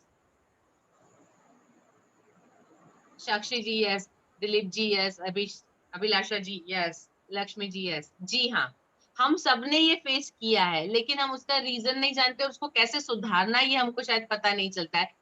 तो ये जो टेक्निक है ये उनको बहुत हेल्प करेगी, क्योंकि उनके हाथ में भी एक है वो, तो उसको मैच करना, और उनको पता चलता है जब वो सारे लाइन से लिखे हैं तो बी पहले आया डी बाद में आया, तो कौन सा बी है और कौन सा डी है, ये डिफरेंशिएट करना बच्चे जरूर सीख जाते हैं।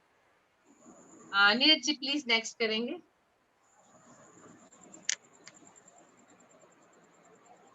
ये भी एक फ्लैप चार्ट का तरीका है।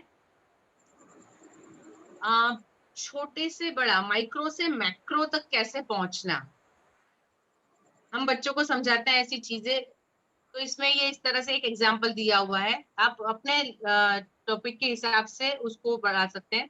जैसे my street, then my city, my state, my country, my continent, my world. तो ये सारे फ्लैप हैं, तो बच्चा समझ सकता है कि कौन सी चीज किसके अंदर आती है। बच्चों को नहीं पता होता है कि स्टेट बड़ा है या कंट्री बड़ा है, स्टेट मिलके कंट्री बनता है या वो जो कंफ्यूजन बच्चों के पास होते हैं कि सिटीज मिलके स्टेट बनाते हैं, बहुत हम लोग बता देते हैं बच्चों को, लेकिन जब आप इस फ्लैप चार्ट से बताएंगे तो बच्चों के लिए बहुत समझना इजी हो जाता है। प्लीज नेक्स्ट करेंगे। सेम इसका एक और मेरे पास उदाहरण है।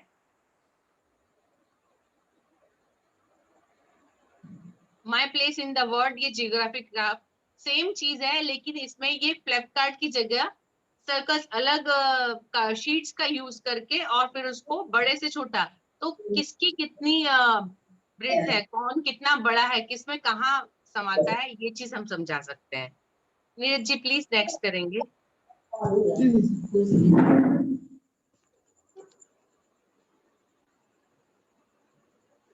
ये एक एक्टिविटी है जो हमारी मैथ्स और इंग्लिश की बुक्स में हर जगह होती है, जूनियर केजी से लेके आप थर्ड फोर्थ तक। Am I right?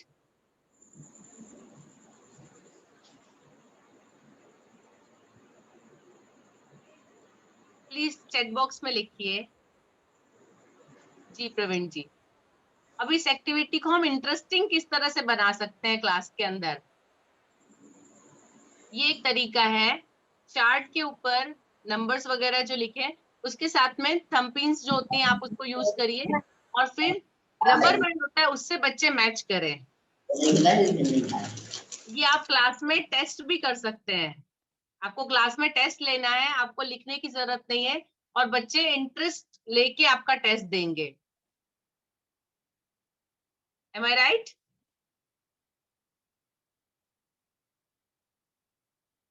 Please Neeraj ji next करेंगे।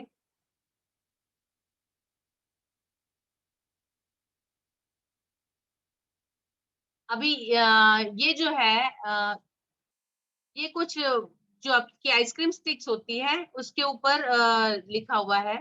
जायदा जी प्लीज आप हैंड रेस जो है उसका डाउन कर देंगे तो स्क्रीन पे नहीं दिखेगा।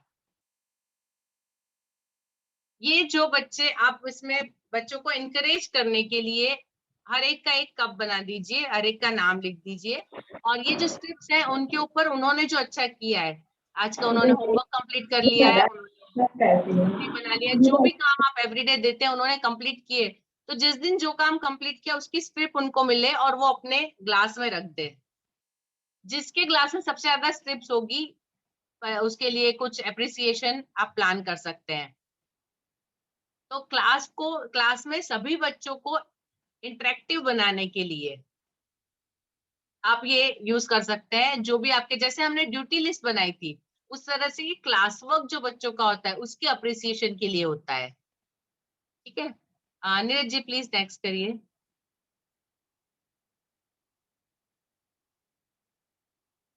इसको बोला जाता है पॉकेट चार्ट। इसमें पॉकेट बने होते हैं। ठीक है, अभी जैसे 5 लिखा है, और जो स्ट्रिप्स है पॉकेट में अंदर रखने के लिए आपको स्ट्रिप्स बनानी है। इस स्ट्रिप्स के ऊपर डिफरेंट डिफरेंट वो होंगे, लाइक 5 है तो 2 + 3, 1 + 4, ठीक है, 6 - 1, 8 - 3, आप बहुत सारे अलग अलग तरीके से इनको कर सकते हैं। These are called pocket charts, और ये ज्यादा इफेक्टिव इसलिए होते हैं कि बच्चे इसमें इन्वॉल्व होते हैं। आपको पसंद आया ये आइडिया?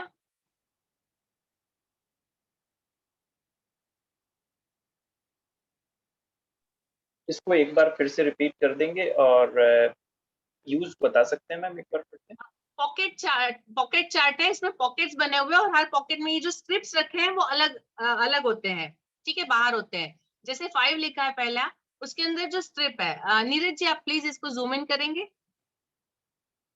वो जो 5 है उसमें 2+3, एक स्ट्रिप पे 2+3 लिखा है, ठीक है, दूसरे पर 0+5 है या 1+4 है, मतलब आंसर टोटल 5 आना चाहिए। तो कितने अलग तरीके से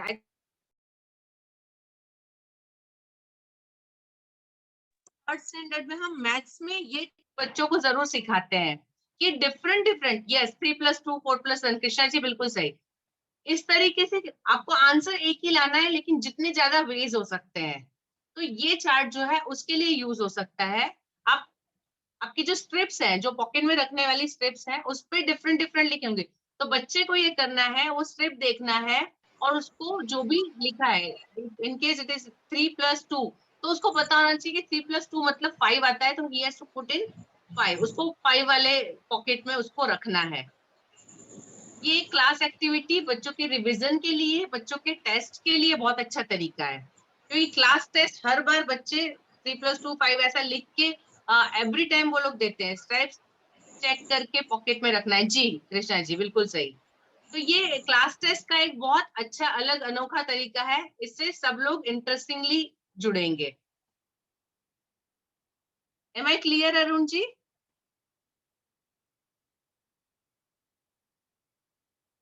yes ma'am. Thank you. Neeraj ji please next करेंगे। ये 2D चार्ट्स है, ये चार्ट शायद आप लोग बनाते होंगे, काफी बच्चे यूज करते हैं।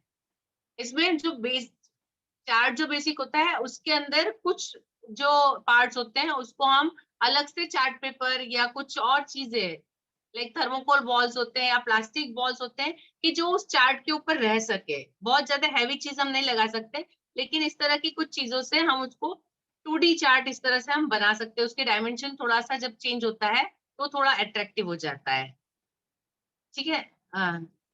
प्लीज नीरज जी नेक्स्ट करेंगे।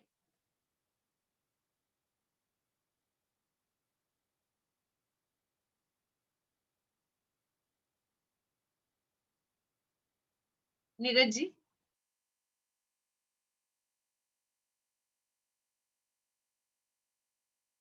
ये एक एग्जाम्पल है, ये मतलब मॉडल जैसा है स्टेप फार्मिंग का। स्टेप फार्मिंग जो पहाड़ होते हैं, सामने एक पहाड़ बताया है, यदि इस तरह के पहाड़ है तो उनको काट कर, उनको स्टेप्स बनाकर किस तरह पे वहां पे छोटे छोटे फार्म बनाए जा सकते हैं। तो ये एक चीज है जो 2D में आती है। प्लीज नेक्स्ट करिए। ये मेरे बच्चे ने बनाया था। ये भी एक 2D चार्ट है, ओएसिस बनाया है। तो जो रियल सैंड होती है उसको यूज किया है और पेड़ बनाने के लिए पेपर का यूज किया है। तो ये भी एक अट्रैक्टिव चार्ट, और ये चीजें इसलिए होती है 2D ताकि वो चीज बच्चे के दिमाग में रह जाए। प्लीज नेक्स्ट करेंगे।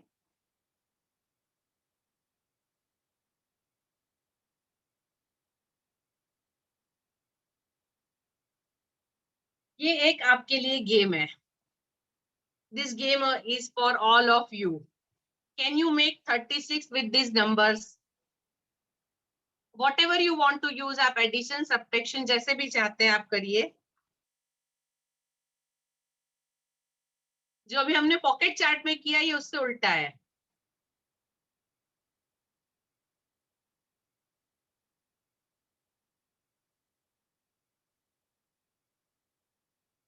प्लीज आप सब लोग अपने पेंसिल पेपर ले लीजिए और प्लीज शुरू करिए इसको।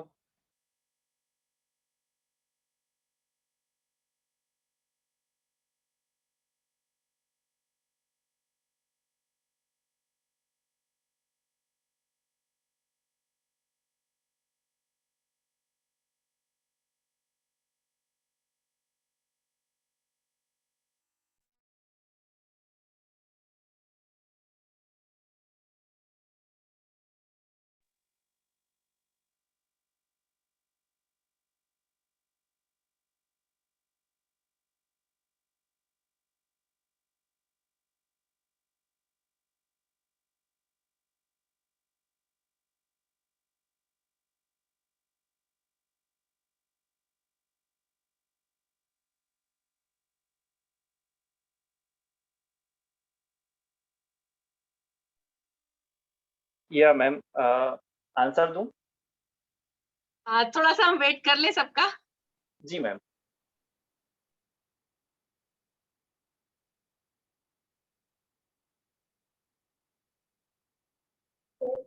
मल्टीप्लाई कर सकते हैं? हाँ जी, मल्टीप्लाई कर सकते हैं? आपको जैसे भी करना है। मैं बताऊं इसका आंसर? एक मिनट, आप सबको थोड़ा सा, सबके यदि बोलते हैं कि सबका हो गया देन विल डू दिस, क्योंकि इसमें बहुत सारी चांसेस है। मैंने एक तरीका किया, शायद आप दूसरा तरीका निकालेंगे, कोई तीसरा निकालेगा, सबके तरीके अलग होंगे, बट आंसर विल बी 36। यदि सब लोगों का हो गया है तो फिर हम स्टार्ट करेंगे कि हम सब लोग चैट बॉक्स में लिखें।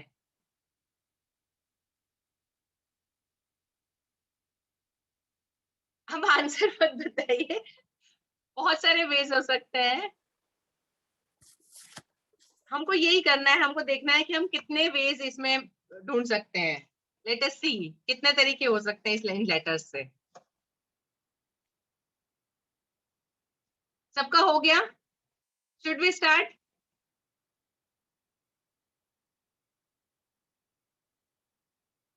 Dilip ji, 5 multiply by 2 multiply by 3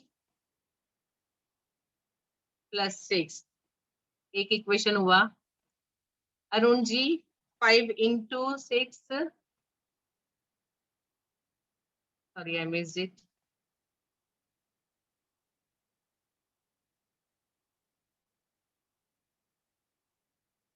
chat box, so many, बहुत सारे तरीके आ गए हैं। 59 minus 23 भी हो सकता है। सी,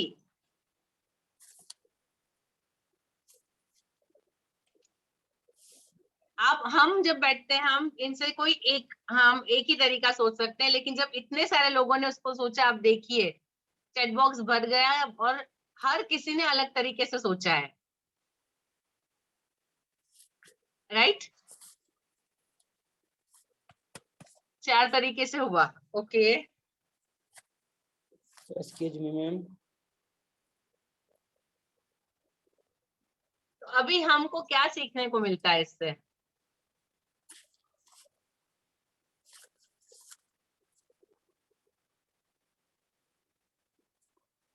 आकृति, रूपाली जी और जूली जी, हाँ प्लीज अनम्यूट होके बोलिए। यदि हम ग्रुप में काम करेंगे तो ग्रुप में काम करने से बहुत सारे आइडियाज मिल जाते हैं हमारे लिए। बिल्कुल सही बात है। हर एक इंसान के पास एक अपना अलग तरीका होता है सोचने का। चीज एक ही होती है, लेकिन उसको देखने का तरीका हर एक का अलग होता है। तो जितने ज्यादा लोग किसी एक चीज पे काम करेंगे, उनको उतने ज्यादा हमको आइडिया मिलेंगे। एक्टिवली पार्टिसिपेशन, अरुण अरुण जी बोल रहे हैं सबको। Excuse me ma'am. हाँ जी, जी मेरा मोबाइल काम नहीं कर रहा है, एक्चुअली मैं अपनी बात को शेयर करना चाहता हूँ। हाँ जी प्लीज। मैंने नीचे तो जो डिजिट दिए गए हैं उनको मैंने देखा है कि इसमें से कौन सा नंबर नहीं है, और वो हमें 36 से पता लगाना है। नीचे जो नंबर दिए गए हैं इसमें कौन सा नंबर नहीं है, उस नंबर का पता हमें 36 से लगाना है। जैसे यहाँ फोर डिजिट नहीं है, 4 नंबर नहीं कहीं लिखा है, तो मैंने 9 से इसको भाग दिया, 4 बार गया, वो 4 मिल गया हमें। इस तरीके से मैं कर रहा हूँ। ओके, देखिए सबके सोचने का तरीका अलग होता है। जैसे मैंने जब पहली बार देखा तो मैं ये सोच रही थी कि मुझे यदि 6 और 3 चाहिए, तो जो लेटर्स है उसमें मैं एडिशन सब्ट्रैक्शन क्या पॉसिबल होगा करूंगी, तो 6 और 3 मुझे मिलेंगे। लेकिन दिलीप जी और अरुण जी ने किया, उन्होंने मल्टीप्लीकेशन सोचा। दोनों का मल्टीप्लीकेशन का तरीका थोड़ा सा अलग था, बट आंसर सेम आया। सो एक ही चीज को जब अलग अलग लोग करते हैं तो बहुत सारे अलग तरीके हमको मिलते हैं। सेम चीज यदि आप क्लास में करेंगे, क्लास में आप कोई ऐसा लेके जाइए, सॉल्यूशन रख दीजिए, और मतलब एक जगह एक है, जाने के रास्ते बहुत सारे हो सकते हैं। Let everyone find their own way, हर एक को अपना रास्ता ढूंढने दीजिए, आपको बहुत सारे नए रास्ते मिलेंगे।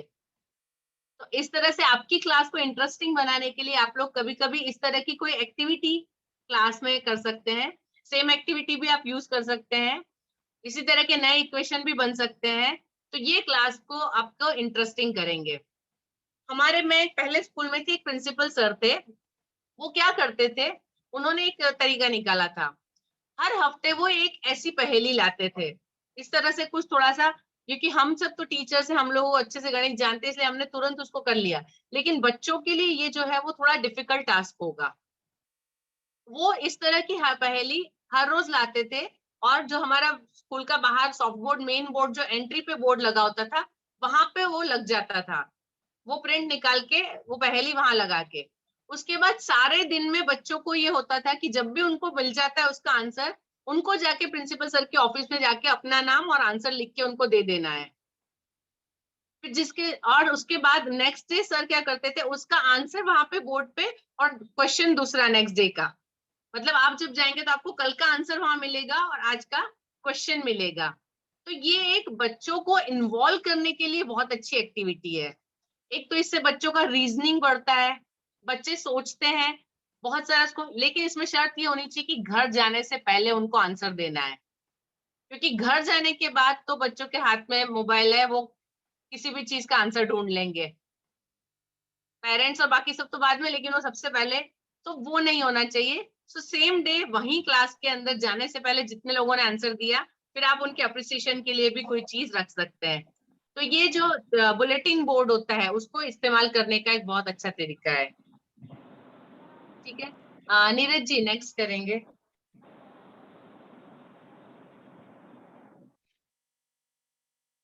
मैं ये जो एक फोकस बोर्ड वाला है वो कंप्लीट कर लेती हूँ।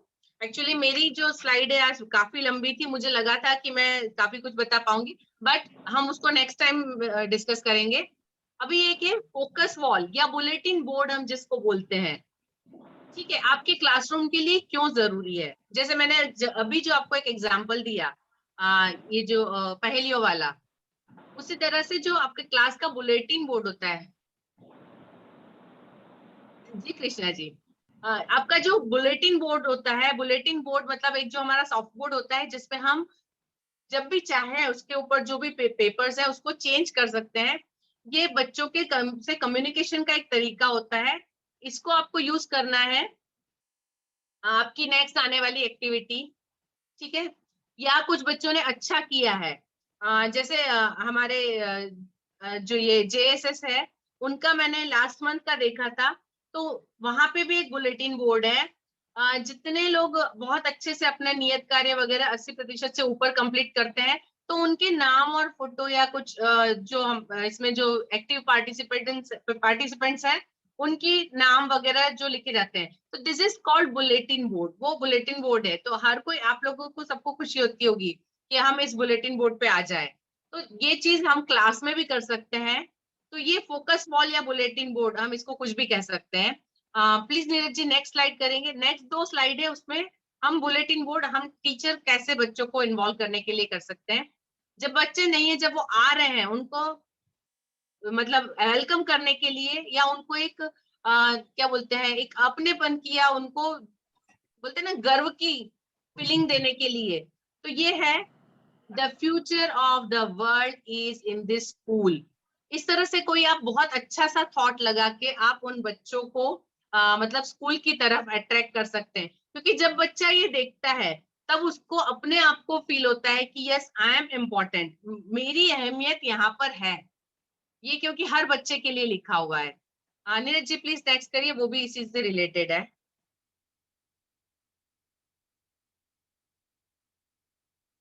Reflect, solve, create, grow, think, this is to learn. हमको लर्न जो करना है, सीखना है, उसका ये एक ऐसे बहुत सारे तरीके हो सकते हैं। तो क्या चीज है लर्न का मतलब, कि हमने जो सीखा है वो हमको बताना है, हम सॉल्व करके सीखते हैं, हम क्रिएटिव बनते हैं, हम ग्रो करते हैं, और हम सोचना सीखते हैं। तो ये बच्चों के लिए काफी इंटरेस्टिंग हो सकता है बताने के लिए। और मतलब जब ऐसी चीजें सामने होती है, मुझे याद है अभी तक मेरे स्कूल में, मैं इंदौर में पढ़ी हूँ गुजराती समाज में, वहां पे हमारे क्लासरूम बहुत लंबे लंबे बड़े होते थे। तो जो बोर्ड होता था उसके ऊपर और जो पीछे है वहां पे ऊपर हर एक क्लास में और साइड में बहुत सारे थॉट लिखे होते थे।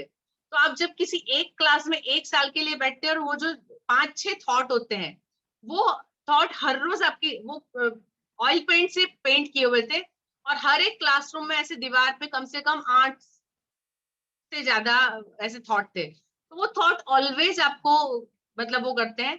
एक थॉट मुझे अभी भी आज भी हमेशा याद आता है, उसमें लिखा था, पालने से लेकर कब्र तक ज्ञान प्राप्त करते रहो। मैं उस चीज को कभी नहीं भूलती हूँ। Always I try to learn new things.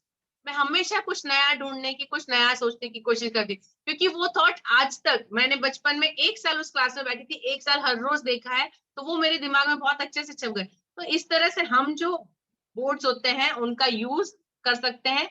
ये हमको नहीं पता कि ये कब कहाँ जाके कितना असर करेगा, लेकिन डेफिनेटली ये बच्चों के दिमाग पे असर करता है।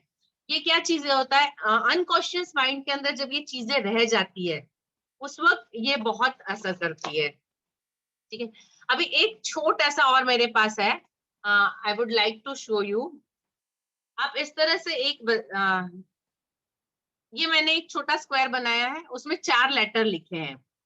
Now you have to make word out of this 4 letter. इस 4 लेटर को यूज करके एक वर्ड बनाना है। बॉल, बॉल,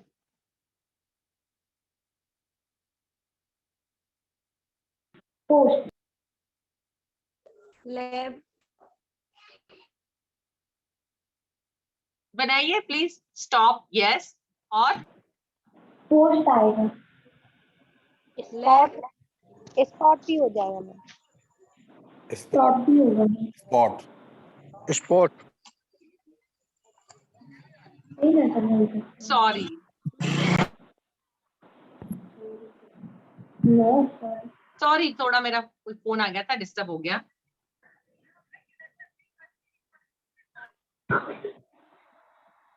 पोस्ट बन सकता है इससे। Post, pots, stop, stop, tops, बहुत सारी पॉसिबिलिटी है। ठीक है, तो आप इस तरह के छोटे छोटे ऐसे गेम्स बना के आप बच्चों को दे सकते हैं। ये हमारे फ्लैश कार्ड से इस तरह के छोटे छोटे गेम्स बना के हम बच्चों को क्लास में इन्वॉल्व कर सकते हैं। तो मैंने थिंक काफी चीजें हो सकती है इस तरह से। ठीक है, आई थिंक टाइम बहुत हो गया है। मेरे पास तो लिस्ट लंबी है, लेकिन टाइम हमको इजाजत नहीं दे रहा है। नीरज जी,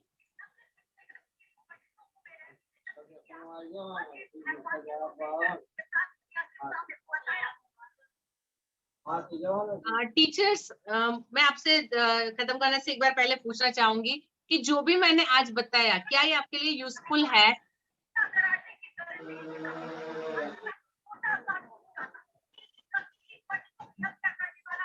जी, सभी चैट बॉक्स में दें अपनी प्रतिक्रिया। प्लीज चैट बॉक्स में लिखिए।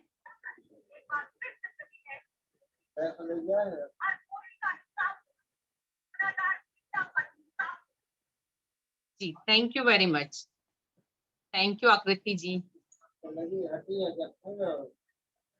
Thank you Bharti ji, Pragati ji, thank you जी। अभी मैं ये चाहूंगी, यदि आपको क्लास में इस तरह से कोई परेशानी आती है कि कोई चीज है और उसका नई सॉल्यूशन मिलता है, तो हम उस पर भी डिस्कस कर सकते हैं। अदरवाइज मेरे पास अभी तो मैंने सिर्फ ये रीडिंग से रिलेटेड शुरू किया है। जितना पूरा उनका एडगर डेल जी का कौन है, उस कौन के रिलेटेड बहुत सारी एक्टिविटीज मेरे पास तो लिस्ट में लंबी है, लेकिन हम डिस्कस वहां करेंगे जहां आपको जरूरत है। ठीक है, जहाँ पे आपको जरूरत है, जहाँ पे मैं आपको हेल्पफुल हो सकती हूँ। अदरवाइज मेरी लिस्ट काफी लंबी है। आज मैंने डिस्कस चार्ट पे और बुलेटिन बोर्ड पे ही किया। इवन इसके अंदर मेरा मतलब रीडिंग के भी काफी सारे अभी बाकी है। So next time we can discuss so many things you are doing. और मैं नेक्स्ट टाइम थोड़ी सी और एक्टिविटीज भी आपके लिए इस तरह से लेके आऊंगी। तो इस बीच यदि आपको कहीं लगता है कि कोई चीज जहाँ पे आप परेशानी महसूस कर रहे हैं, आप मुझे प्लीज ग्रुप में मेंशन करिए।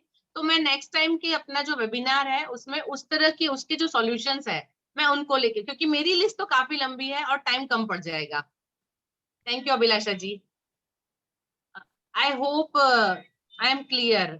अरुण जी, दिलीप जी, संजय जी, मैं सही हूँ? जी मैम, आप बिल्कुल सही हैं और बहुत ही कहने चाहिए नॉलेजेबल आज का जो कहना चाहिए जो सेशन है बहुत ही वो रहा और बहुत कुछ सीखने को मिला। मैंने बहुत लंबे टाइम बाद डायरी में हर एक लाइन को लिखा है, हर एक चीज को लिखा क्या है, बात है। Thank you very much Arun जी।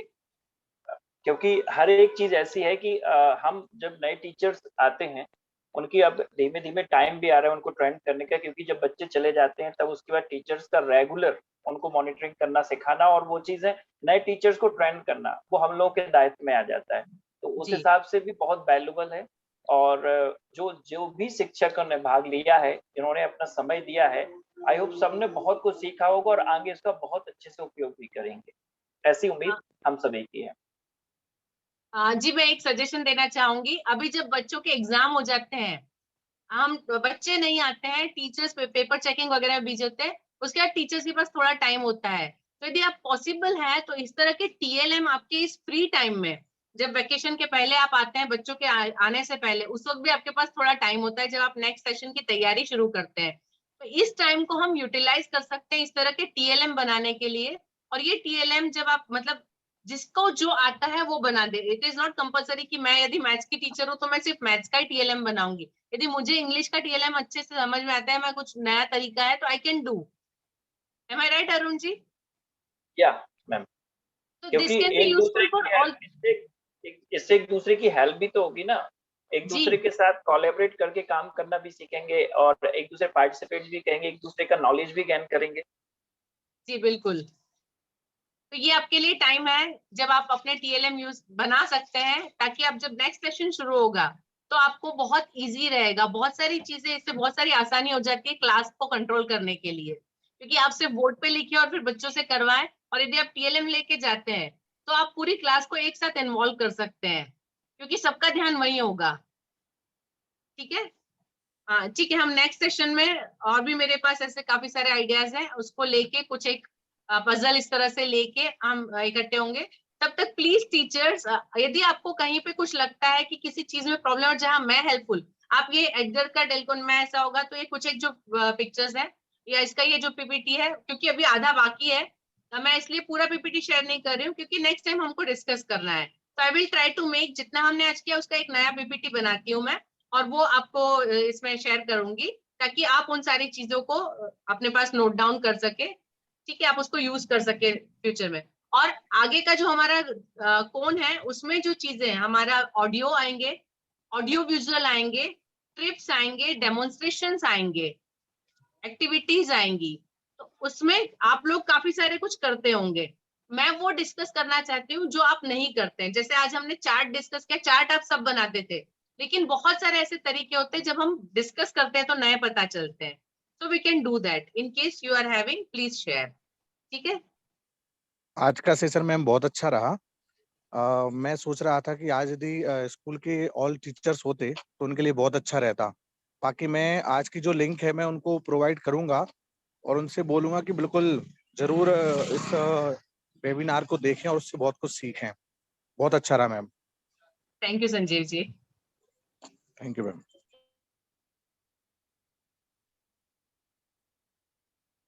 जी बहुत बहुत धन्यवाद मैम। और जैसा कि जो आज अपना ये सेशन था टीएमएल का, तो कब वक्त गुजर गया मालूम नहीं चला। हमें हर बार आपके लिए बताना पड़ता था कि मैम समय हो गया है, लेकिन आज हमें भी समय का मालूम नहीं चला। चलिए अच्छी बात है। थैंक यू नीरज और जी। चूंकि समय की एक अपनी मर्यादा है तो हमें उसी दायरे में रहकर अपना कार्य करना है। तो मैं महावीर वंदना के वाचन के साथ आज के सत्र का समापन करूंगा। जी जब तक हमारी स्लाइड ओपन होती है, सभी प्रशिक्षणार्थी प्रार्थना या वंदना की मुद्रा को धारण करेंगे।